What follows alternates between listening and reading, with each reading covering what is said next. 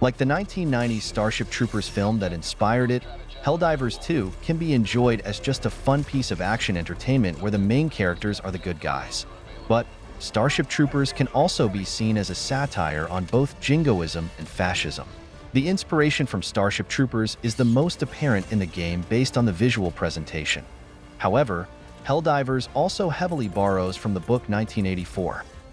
Starship Troopers is about fascism, which the media has told you is rightist. 1984 is generally thought to be about communism or Bolshevism, which the media has told you is leftist. So, the real underlying message of the game could be that the labels of fascism and communism are both really describing something that at its core is very similar.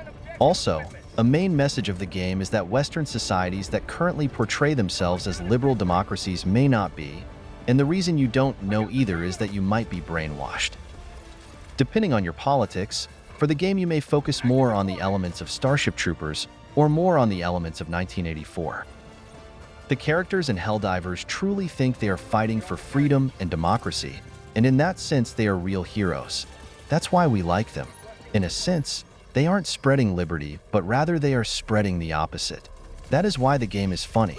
The Helldivers are like Don Quixote-type characters, and they seem to be doing the opposite of the intention. The subtext is that perhaps some of us are like these brainwashed soldiers with delusions of grandeur. In the game, the characters say they are spreading managed democracy. Democracy, in its pure form, is a type of government that isn't managed. So the term managed democracy is a doublethink that is blindly followed by the soldiers because of brainwashing, like in the book 1984.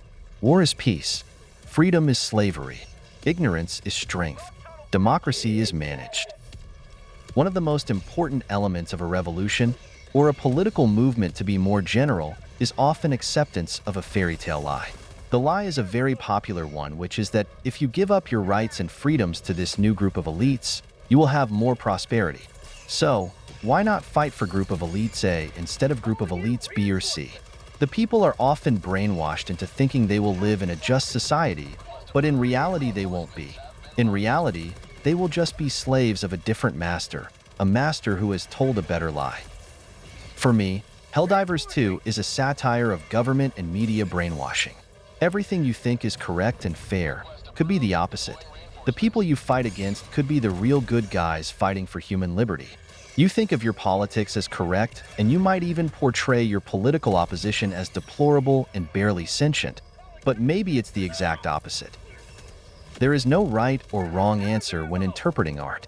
The intent of the author, which is a game studio in this case, also isn't important. So, for you, Helldivers 2 might not have any deep political meaning or a different meaning, and that is totally fine too. We don't have to make everything about current politics.